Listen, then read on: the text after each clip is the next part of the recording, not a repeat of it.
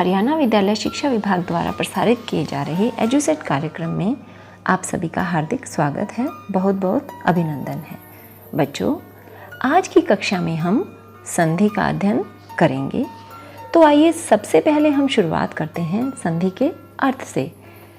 संधि का शाब्दिक अर्थ होता है मेल जोड़ या समझौता, लेकिन व्याकरण की दृष्टि से इसका अर्थ क्या होता है, आइए इसे समझने का प्रयास करते हैं।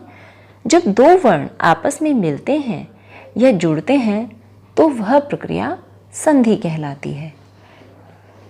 लेकिन दो वर्ण कौन से और कैसे मिलते हैं, किन वर्णों के मिलने से विकार पैदा होता है तो संधि कहलाता है। तो आइए इसको हम थोड़ा विस्तार से समझने का प्रयास करते हैं। तो संधि के लिए हमें दो वर्णों की आवश्यकता होती है और वह दो वर्ण दो शब्दों के होते हैं। संधि करते समय हमारे पास दो शब्द हैं, प्रथम शब्द और एक द्वितीय शब्द। जब प्रथम शब्द का अंतिम वर्ण और द्वितीय शब्द का प्रथम वर्ण आपस में मिलते हैं तो विकार या परिवर्तन होता है। इस विकार या परिवर्तन को संधि कहते हैं। जैसे हिम जमा आलय हिमालय। हिम यहाँ पर प्रथम शब्द है और आलय यहाँ पर द्वितीय शब्द है। जब प्रथम शब्द का अंतिम वर्ण और दूसरे शब्द का प्रथम वर्ण अ और आ आपस में मिलते हैं तो विकार पैदा होता है और नया वर्ण बनता है आ, और उनके योग से, हिम जमा आलय के योग से जो नया शब्द सामने आता है वह होता है हिमालय। इसी प्रकार से एक अन्य उदाहरण देखिएगा, अति जमा अधिक। अति यहाँ पर प्रथम शब्द है और अधिक यहाँ पर दूसरा शब्द है। जब अति का अंतिम वर्ण ई और दूसरे शब्द का प्रथम वर्ण अ आपस में मिलते हैं, जब ई और अ का आपस में योग होता है तो नया वर्ण बनता है य, और अति और अधिक का योग करने पर जो शब्द सामने आता है वह है अत्यधिक। इस प्रकार दो वर्णों के मेल को संधि कहते हैं। संधि के अन्य उदाहरण देखिए, यथा जमा उचित यथोचित, एक जमा एक एकैक, अखिल जमा ईश्वर अखिलेश्वर, जगत जमा नाथ जगन्नाथ, निह जमा जन निर्जन। संधि के अर्थ के बाद आइए अब संधि विच्छेद के अर्थ को जान लेते हैं। संधि विच्छेद का अर्थ होता है अलग करना। संधि के नियमों द्वारा उन वर्णों को वापस उनकी पहले वाली अवस्था में लेकर आने की प्रक्रिया संधि विच्छेद कहलाती है। शब्दों को अलग अलग किया जाना संधि विच्छेद है। उदाहरण के लिए देखिए, भानुदय। भानुदय शब्द का जब हम संधि विच्छेद करते हैं तो होगा भानु जमा उदय। यहाँ पर भानु और उदय शब्द को अलग अलग कर दिया गया है। एक और उदाहरण देखिए, गणेश। गण जमा ईश। गणेश का संधि विच्छेद होगा। यहाँ पर गण और ईश शब्द को वापस अलग अलग कर दिया गया है। एक और उदाहरण देखिए, संयोग। सम जमा योग। संयोग का संधि विच्छेद होगा और हम देखते हैं कि सम और योग दो अलग अलग शब्द निकलकर बाहर आते हैं। इस प्रकार से हम देखते हैं कि शब्द अपनी संधि होने की पूर्ववत अवस्था में आ गए हैं। जब उनकी संधि की गई थी तो वो उस समय इसी अवस्था में थे। अतः हम देखते हैं कि वर्णों के मेल से होने वाले परिवर्तन या विकार को हम संधि कहते हैं और संधि किए गए शब्दों को वापस उनकी पूर्ववत अवस्था में लेकर आना संधि विच्छेद कहलाता है। आइए अब चर्चा करते हैं संधि के भेद पर। परंपरागत रूप से संधि के तीन भेद होते हैं, स्वर संधि, व्यंजन संधि और विसर्ग संधि। स्वर से स्वर का जब मेल होता है तो वहाँ पर स्वर संधि होती है। संधि का दूसरा भेद है व्यंजन संधि। स्वर या व्यंजन के साथ जब योग होता है तो वहाँ पर व्यंजन संधि होती है। व्यंजन संधि में या तो व्यंजन का व्यंजन से मेल होता है, या स्वर और व्यंजन का मेल होता है, या व्यंजन और स्वर का मेल होता है। उस अवस्था में व्यंजन संधि होती है। विसर्ग संधि जब विसर्ग का स्वर या व्यंजन से मेल होता है और उनके मेल से जो विकार उत्पन्न होता है वह विसर्ग संधि कहलाती है। लेकिन आज की कक्षा में हम सिर्फ स्वर संधि का ही विस्तार से अध्ययन करेंगे। तो आइए शुरुआत करते हैं। स्वर संधि की परिभाषा इस प्रकार से दी जा सकती है कि दो स्वरों के मेल से उत्पन्न विकार अथवा रूप परिवर्तन को स्वर संधि कहते हैं। जब स्वर से स्वर का मेल होता है तो संधि कहलाती है स्वर संधि। अर्थात जब प्रथम शब्द के अंत में स्वर हो और द्वितीय शब्द के आरंभ में भी स्वर हो तो उन वर्णों के मेल से जो संधि होगी वह स्वर संधि होगी। उदाहरण के लिए विद्या जमा अर्थी। विद्या यहाँ पर पहला शब्द है और अर्थी यहाँ पर दूसरा शब्द है। पहले शब्द का अंतिम वर्ण आ है और दूसरे शब्द का प्रथम वर्ण अ है। जब इन दोनों वर्णों को मिलाते हैं तो वर्ण होता है आ, इसलिए हमारा जो शब्द होगा वह विद्यार्थी होगा। इसी प्रकार से दूसरा उदाहरण देखिएगा, सूर्य जमा उदय। यहाँ पर सूर्य जो कि प्रथम शब्द है उसका अंतिम वर्ण है अ, और उदय जो कि दूसरा शब्द है उसका प्रथम वर्ण है उ। जब अ और उ आपस में मिलते हैं तो हमारा शब्द होगा सूर्योदय। इसी प्रकार से मुनि जमा इंद्र। मुनि जो शब्द है वह पहला शब्द है और इंद्र जो है वह दूसरा शब्द है। ई और ई जब आपस में मिलेंगे तो उनके मिलने से विकार उत्पन्न होगा और ई हमें प्राप्त होगा जिससे शब्द रूप होगा मुनिंद्र। कवि जमा ईश्वर, शब्द रूप होगा कवीश्वर। महा जमा ईश, आ और ई के मिलन के कारण विकार उत्पन्न होता है और शब्द हमें प्राप्त होता है महेश। इन उदाहरणों के माध्यम से हमने देखा कि स्वर से स्वर का मेल हो रहा है और उनके कारण विकार पैदा हो रहा है, इसलिए यहाँ पर स्वर संधि है। स्वर संधि के 5 भेद होते हैं: दीर्घ संधि, गुण संधि, वृद्धि संधि, यण संधि और अयादि संधि। तो सबसे पहले शुरुआत करते हैं दीर्घ संधि से। यदि ह्रस्व या दीर्घ अ ई उ के बाद ह्रस्व या दीर्घ अ ई उ स्वर आ जाएं तो दोनों मिलकर आ, ई और उ हो जाते हैं। जैसे अ जमा आ हो जाएगा, अ जमा आ हो जाएगा, आ जमा आ हो जाएगा और आ जमा आ हो जाएगा। इसी प्रकार से ई जमा ई हो जाएगा, ई जमा ई हो जाएगा, ई जमा ई हो जाएगा और ई जमा ई हो जाएगा। इसी प्रकार से उ जमा उ हो जाएगा, उ जमा उ हो जाएगा, उ जमा उ हो जाएगा और उ जमा उ हो जाएगा। दीर्घ संधि के इन नियमों को हम उदाहरण के माध्यम से बहुत ही आसानी से समझ सकते हैं। हमने यहाँ पर देखा कि दीर्घ संधि के 3 नियम दिए गए हैं और इन अलग अलग नियमों को हम अलग अलग उदाहरणों के माध्यम से समझने का प्रयास करते हैं। दीर्घ संधि का पहला नियम है, यदि आ के बाद आ जाए तो दोनों का मिलाकर आ हो जाएगा। इसका उदाहरण देखिए, एक जमा अंकी एकांकी। एक यहाँ पर प्रथम शब्द है और अंकी यहाँ पर द्वितीय शब्द है। एक का अंतिम वर्ण अ है और अंकी का प्रथम वर्ण अ है। जब अ और आ आपस में मिलेंगे तो वर्ण हो जाएगा आ और संधि हो जाएगी एकांकी।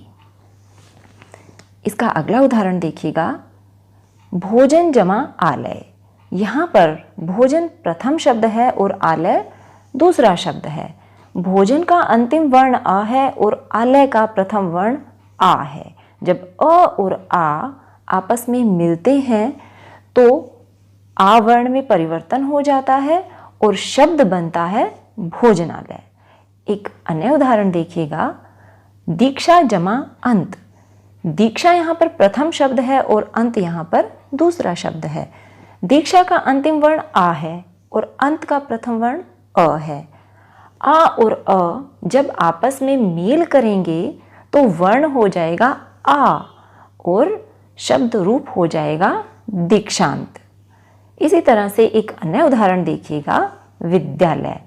विद्या यहाँ पर प्रथम शब्द है और आलय यहाँ पर दूसरा शब्द है।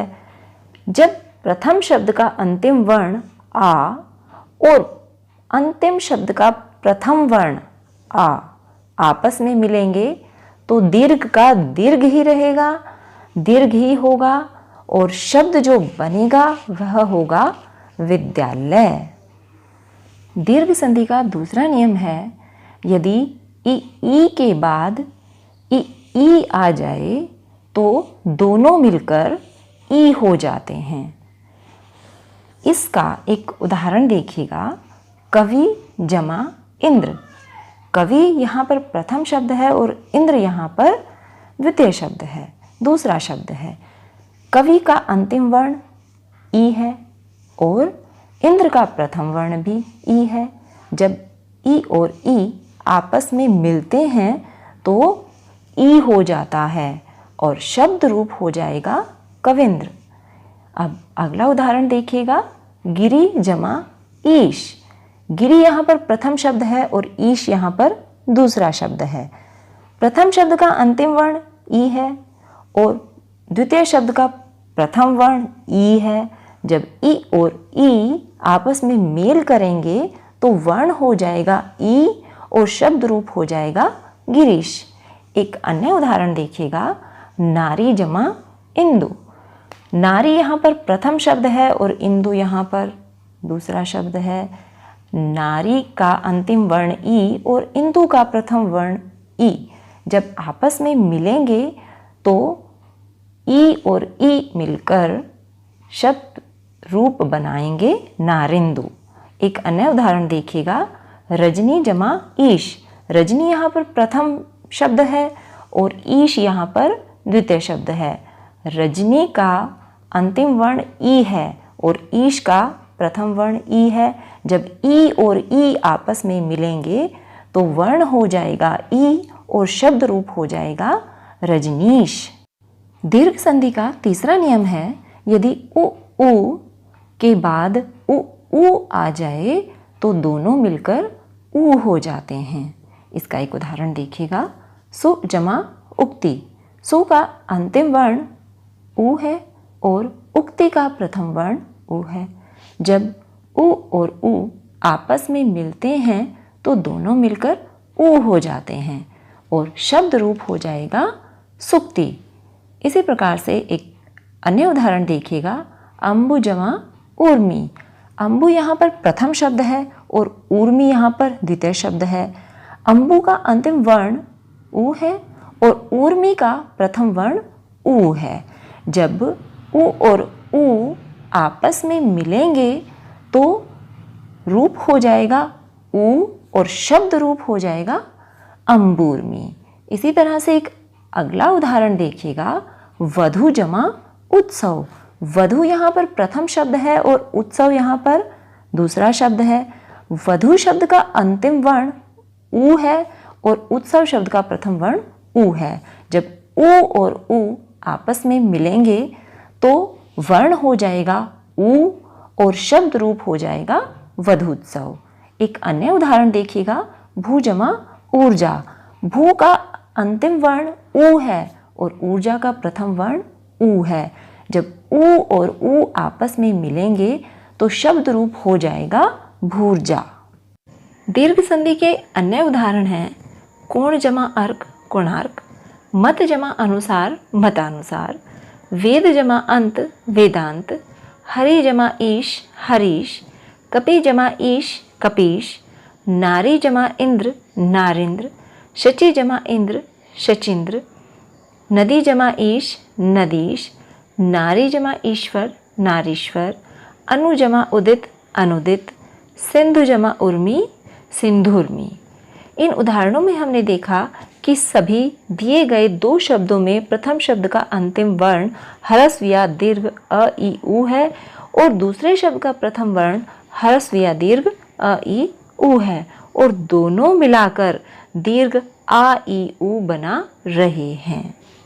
और अब आता है स्वर संधि का दूसरा भेद गुण संधि। गुण संधि की परिभाषा है यदि अ आ के साथ ई का मेल हो तो ए हो जाता है, उ का मेल हो तो ओ हो जाता है और री का मेल हो तो अर हो जाता है। इसे गुण संधि कहते हैं।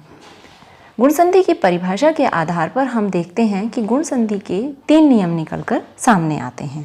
पहला है यदि अ आ के बाद ई आ जाए तो ए हो जाता है। जैसे देव जमा इंद्र देवेंद्र। देव यहाँ पर प्रथम शब्द है और इंद्र यहाँ पर दूसरा शब्द है। प्रथम शब्द का अंतिम वर्ण अ है और द्वितीय शब्द का प्रथम वर्ण ई है। जब अ और ई आपस में मिलेंगे तो वर्ण ए हो जाएगा और शब्द रूप हो जाएगा देवेंद्र। इसी तरह से अगला उदाहरण देखिएगा गण जमा ईश। गण यहाँ पर प्रथम शब्द है और ईश यहाँ पर दूसरा शब्द है। गण का अ और ई का ईश जब आपस में मिलेंगे तो ए हो जाएगा और शब्द बन जाएगा गणेश। इसके बाद एक और उदाहरण देखिएगा राजा जमा इंद्र।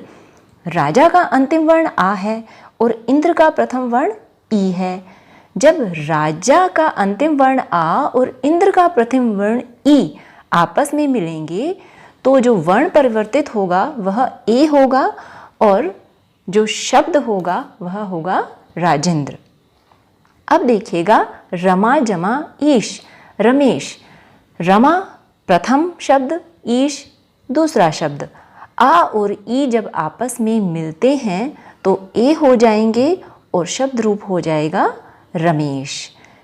गुण संधि का दूसरा नियम है यदि आ के बाद उ आ जाए तो ओ हो जाता है। जैसे वीर जमा उचित वीरोचित। यदि अगर हम प्रथम शब्द का अंतिम वर्ण देखें तो अ है और दूसरे शब्द का प्रथम वर्ण देखें तो उ है। तो जब प्रथम शब्द का अंतिम वर्ण अ और दूसरे शब्द का प्रथम वर्ण उ आपस में मिल रहे हैं तो अ और उ को मिलाकर ओ हो गया है और शब्द हो गया है वीरोचित। नव जमा ऊढ़ा। नव पहला शब्द है और ऊढ़ा दूसरा शब्द है। नव का अंतिम वर्ण आ है और ऊढ़ा का प्रथम वर्ण उ है। जैसा नियम में बताया गया है कि अ और उ अगर आपस में मिलते हैं तो ओ हो जाता है और शब्द रूप हो जाएगा हमारा नवोढ़ा। महा जमा उत्सव। यहाँ पर महा का अंतिम वर्ण आ है और उत्सव का प्रथम वर्ण उ है। आ और उ जब आपस में मिलते हैं तो ओ हो जाएगा और शब्द रूप होगा महोत्सव। अब आता है गुण संधि का तीसरा नियम। यदि आ के बाद री आ जाए तो अर हो जाता है। उदाहरण देखिएगा देव जमा ऋषि। देव यहाँ पर प्रथम शब्द है और ऋषि यहाँ पर दूसरा शब्द है। देव का अंतिम वर्ण अ है और ऋषि का प्रथम वर्ण री है। जब अ और री आपस में मिलते हैं तो अर हो जाएगा और शब्द रूप होगा देवऋषि। यहाँ पर हम देखते हैं कि र स्वरहीन होने के कारण शीर्षस्थ हो गया है। इसका अगला उदाहरण देखिए महाजमा ऋषि। यहाँ पर महा शब्द का अंतिम वर्ण आ और ऋषि शब्द का प्रथम वर्ण री जब आपस में मिल रहे हैं तो महर्षि शब्द बन रहा है। गुण संधि के अन्य उदाहरण देखिए। ज्ञान जमा इंद्र। यहाँ पर ज्ञान का अंतिम वर्ण अ है और इंद्र का प्रथम वर्ण ई है। जब अ और ई आपस में मिलते हैं तो ए हो जाएगा और शब्द रूप होगा ज्ञानेंद्र। इसी प्रकार से शुभ जमा इच्छा शुभेच्छा, कमल जमा ईश कमलेश, महा जमा इंद्र महेंद्र, राका जमा ईश राकेश, वीर जमा उचित। यहाँ पर हम देखते हैं कि वीर का अंतिम वर्ण अ है और उचित का प्रथम वर्ण उ है। जब अ और उ आपस में मिलते हैं तो नियम अनुसार ओ हो जाता है और शब्द रूप हो जाएगा वीरोचित। इसी तरह से सूर्य जमा उदय सूर्योदय, जल जमा उर्मी जलोर्मी, महा जमा उदधि महोदधि, गंगा जमा उर्मी गंगोर्मी, सप्त जमा ऋषि सप्त ऋषि। यहाँ पर सप्त का अंतिम वर्ण अ है और ऋषि का प्रथम वर्ण री है, इसलिए नियम के अनुसार यहाँ पर अर हो गया है और शब्द रूप हो गया है सप्तऋषि। और अब है स्वर संधि का तीसरा भेद, वृद्धि संधि। वृद्धि संधि की परिभाषा है आ का मेल ए के साथ होने से ए तथा ओ के साथ होने से औ में परिवर्तन को वृद्धि संधि कहते हैं। वृद्धि संधि की इस परिभाषा को देखें तो वृद्धि संधि के दो नियम निकलकर हमारे सामने आते हैं। पहला है आ के बाद यदि ए आ जाए तो ए हो जाएगा और दूसरा नियम है आ के बाद यदि ओ आ जाए तो औ हो जाएगा। आइए कुछ उदाहरणों के माध्यम से इसे समझने का प्रयास करते हैं। नव जमा ऐश्वर्य। यहाँ पर हम देखते हैं कि नव प्रथम शब्द का अंतिम वर्ण अ है और ऐश्वर्य का प्रथम वर्ण ए है। जब अ और ए आपस में मिलेंगे तो ए हो जाएगा और शब्द रूप हो जाएगा नवैश्वर्य। इसी तरह से अगला उदाहरण देखिएगा, सदा जमा एव। यहाँ पर हम देखते हैं कि सदा शब्द का अंतिम वर्ण आ है और एव शब्द का प्रथम वर्ण ए है। जब आ और ए आपस में मिलेंगे तो वर्ण हो जाएगा ए और शब्द रूप हो जाएगा सदैव। वृद्धि संधि का दूसरा नियम है, यदि आ के बाद ओ आ जाए तो औ हो जाएगा। उदाहरण देखिएगा, परम जमा ओज परमोज। यहाँ पर हम देखते हैं कि परम प्रथम शब्द का अंतिम वर्ण अ है और ओज दूसरे शब्द का प्रथम वर्ण ओ है। जब अ और ओ आपस में मिलते हैं तो ओ हो जाता है और शब्द रूप हो जाएगा परमौज। एक अन्य उदाहरण देखिएगा, महाजमा औषध। महा प्रथम शब्द है और औषध दूसरा शब्द है। महा का अंतिम वर्ण आ है और औषध का प्रथम वर्ण औ है। जब आ और औ आपस में मिलते हैं तो औ हो जाएगा और शब्द रूप हो जाएगा महौषध। वृद्धि संधि के अन्य उदाहरण हैं, मत जमा ऐक्य मतैक्य, एक जमा एक एकैक, यथा जमा एव यथैव, लोक जमा ऐषणा लोकैषणा, महाजमा औदार्य महोदार्य, महाजमा ओज महौज, वन जमा औषध वनौषध। और अब आता है स्वर संधि का चौथा भेद, यण संधि।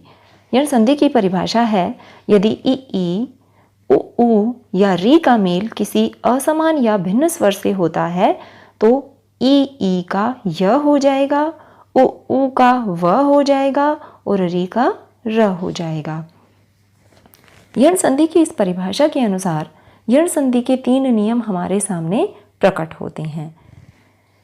यण संधि का पहला नियम है, यदि ई के बाद असमान स्वर आ जाए तो ई का य में परिवर्तन हो जाएगा और जो दूसरे शब्द का प्रथम वर्ण है उसका प्रयोग मात्रा के लिए किया जाएगा। यण संधि का दूसरा नियम है, यदि उ के बाद कोई असमान या भिन्न स्वर आ जाए तो उ का परिवर्तन व में हो जाएगा, वह भी हलंत होगा और उसके बाद जो दूसरे शब्द का प्रथम वर्ण है उसका प्रयोग मात्रा के लिए किया जाएगा। और यण संधि का तीसरा नियम है, यदि री के बाद असमान स्वर आ जाए तो री का परिवर्तन र में हो जाएगा और उसके बाद जो दूसरा शब्द है उसका जो प्रथम वर्ण है उसका प्रयोग मात्रा के लिए किया जाएगा, क्योंकि र भी हलंत ही होगा। यहाँ पर एक बात ध्यान रखने योग्य है कि अभी तक हमने ऊपर जो संधियाँ की थी, जितने नियम पढ़े थे, उन नियमों में जब प्रथम शब्द का अंतिम वर्ण और दूसरे शब्द का प्रथम वर्ण मिलकर परिवर्तन कर रहे थे, उनके मिलने से परिवर्तन हो रहा था। लेकिन यहाँ पर हम देखते हैं कि परिवर्तन प्रथम शब्द के अंतिम वर्ण में हो रहा है और जो दूसरे शब्द का प्रथम वर्ण है उसका प्रयोग मात्रा के लिए किया जाएगा। यह बात ध्यान रखने योग्य है। यण संधि के इन नियमों को उदाहरण के माध्यम से समझने का प्रयास करते हैं। यण संधि का पहला नियम है, यदि ई के बाद कोई असमान स्वर आ जाए तो ई का परिवर्तन य में हो जाता है। उदाहरण देखिएगा, अति जमा अधिक। यहाँ पर अति जो कि प्रथम शब्द है उसका अंतिम वर्ण ई है और अधिक जो कि दूसरा शब्द है उसका प्रथम वर्ण अ है। ई के बाद क्योंकि असमान स्वर आ गया है इसलिए ई का परिवर्तन य में हो जाएगा। त से ई की मात्रा अलग हो जाएगी, इसलिए त स्वर रहित हो जाएगा और य अ से मिलकर अपने आप को पूर्ण कर लेगा और शब्द हो जाएगा अत जमा य जमा अधिक अत्यधिक। एक और उदाहरण देखिएगा, नदी जमा अर्पण। यहाँ पर नदी प्रथम शब्द है और अर्पण दूसरा शब्द है। नदी शब्द का अंतिम वर्ण ई है और अर्पण शब्द का प्रथम वर्ण अ है। जब ई के बाद असमान स्वर आ गया है तो ई अपने आप को य में परिवर्तित कर लेगी और अ का प्रयोग मात्रा के लिए होगा। क्योंकि द से ई की मात्रा अलग हो गई है इसलिए द स्वर रहित हो गया है, तो शब्द होगा नद जमा य जमा आ जमा पण नद्यर्पण।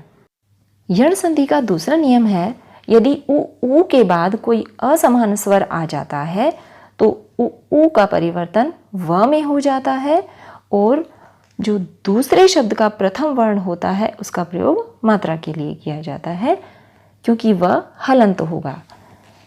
अनु जमा अय। यहाँ पर हम देखते हैं कि प्रथम शब्द का अंतिम वर्ण उ है और द्वितीय शब्द का प्रथम वर्ण अ है।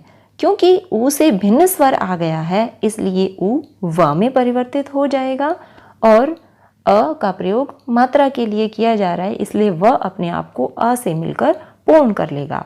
तो संधि होगी अन जमा व जमा आ जमा य अन्वय। अगला उदाहरण है वधु जमा आगमन। यहाँ पर हम देखते हैं कि वधु का अंतिम वर्ण उ है और आगमन का प्रथम वर्ण आ है। उ और आ आपस में मिल रहे हैं। नियमानुसार यदि उ असमान स्वर से मिलेगा तो व में परिवर्तित हो जाएगा और आ के साथ अपने आप को पूर्ण करेगा, इसलिए वह वा हो जाएगा। ध से उ हटने के कारण ध स्वर रहित हो जाएगा और जो शब्द रूप हमारे सामने आएगा वह होगा वधवागमन। अब यण संधि का अगला उदाहरण है, यदि री के बाद कोई असमान स्वर आ जाए तो री का र हो जाता है। इसका उदाहरण हम देखते हैं, मातृ जमा इच्छा। मातृ में री है अंतिम वर्ण और इधर इच्छा में ई है प्रथम वर्ण। जब री किसी असमान स्वर से मिलेगा तो र में परिवर्तित हो जाएगा और यहाँ पर ई अगर र के साथ मिल जाएगी तो री हो जाएगी। दूसरी तरफ हम देखते हैं कि त स्वर रहित हो गया है, इसलिए र और ई त के साथ मिल जाएंगे। त र के साथ मिलकर त्र बनाएगा और री की मात्रा उनको सहारा देगी, तो जो शब्द रूप होगा वह होगा मातृच्छा। अब हम देखते हैं यण संधि के अन्य उदाहरण। यण संधि के अन्य उदाहरण है अति जमा अंत अत्यंत। यहाँ पर भी हम देखते हैं कि ई और अ के मेल के कारण ई के बाद कोई असमान स्वर आया है, इसके कारण ई ने य का रूप ले लिया है और शब्द रूप जो हमारे सामने आया है वह है अत्यंत। इति जमा आदि इत्यादि, वी जमा आप्त व्याप्त, नदी जमा अम्बु नद्यम्बु, सखी जमा आगमन सख्यागमन, सु जमा आगत स्वागत, अनु जमा ईक्षण अन्वीक्षण, पितृ जमा अनुमति पितृनुमति। यहाँ पर भी आप देखिए कि पितृ जमा अनुमति में री जो है वह र का रूप ले रहा है और जो शब्द का रूप हमारे सामने आ रहा है वह है पितृनुमति। और अब स्वर संधि का अंतिम व पांचवा भेद अयादि संधि। अयादि संधि की परिभाषा है यदि ए ओ औ के बाद स्वर आ जाए तो ए का ए का आए और ओ का औ का आव हो जाता है। अयादि संधि की इस परिभाषा को अगर हम देखें तो अयादि संधि के 4 नियम हमारे समक्ष प्रकट होते हैं। पहला नियम है ए के बाद यदि स्वर आ जाए तो ए का अय हो जाता है। दूसरा नियम है ए के बाद यदि स्वर आ जाए तो ए का आय हो जाता है। तीसरा नियम है ओ के बाद यदि स्वर आ जाए तो ओ का अव हो जाता है। और चौथा नियम है औ के बाद यदि स्वर आ जाए तो औ का आव हो जाता है। यहाँ पर यह बात ध्यान देने योग्य है कि वर्णों के मेल से जो परिवर्तन हो रहा है वह केवल प्रथम शब्द के अंतिम वर्ण में हो रहा है। दूसरे शब्द के प्रथम वर्ण का प्रयोग मात्रा के लिए किया जाता है। अयादि संधि के इन सभी नियमों को उदाहरण के माध्यम से समझने का प्रयास करते हैं। पहला नियम है यदि ए के बाद स्वर आ जाए तो ए का अय हो जाता है, जैसे चे जमा अन चयन।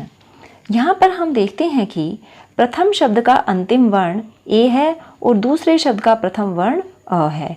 क्योंकि ए के बाद अ स्वर आ गया है तो ए का अय हो जाएगा और च से ए अलग होने के कारण च स्वर रहित हो जाएगा। इसलिए च जमा अय जमा अन चयन। अयादि संधि का दूसरा नियम है यदि ए के बाद कोई स्वर आ जाए तो ए का आय हो जाता है। इसका उदाहरण देखिएगा, गे जमा अक गायक। यहाँ पर गे प्रथम शब्द का अंतिम वर्ण ए है और क्योंकि ए के बाद स्वर आ गया है इसलिए ए का परिवर्तन आय में हो जाएगा। तो ग जमा आय जमा अक गायक। अयादि संधि का तीसरा नियम है यदि ओ के बाद स्वर आ जाए तो ओ का परिवर्तन अ में हो जाता है। उदाहरण के लिए देखिएगा, हो जमा अन हवन।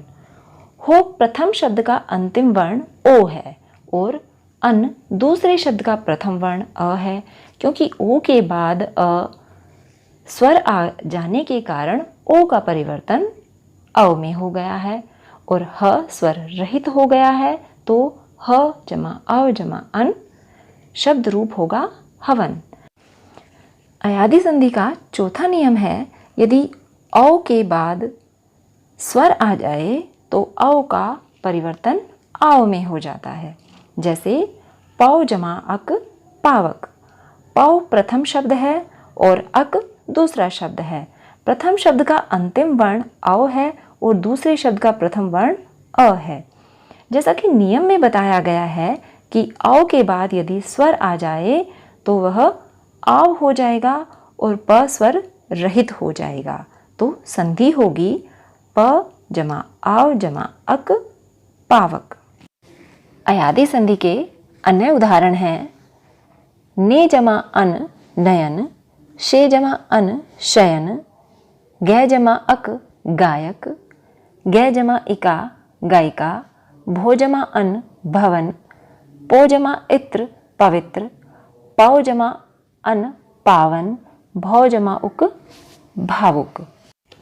बच्चों, ये थे स्वर संधि के भेद। आशा है आपको अच्छे से समझ आ गए होंगे। आज के लिए बस इतना ही। आने वाली कक्षा में हम व्यंजन संधि और विसर्ग संधि के भेदों पर चर्चा करेंगे। धन्यवाद।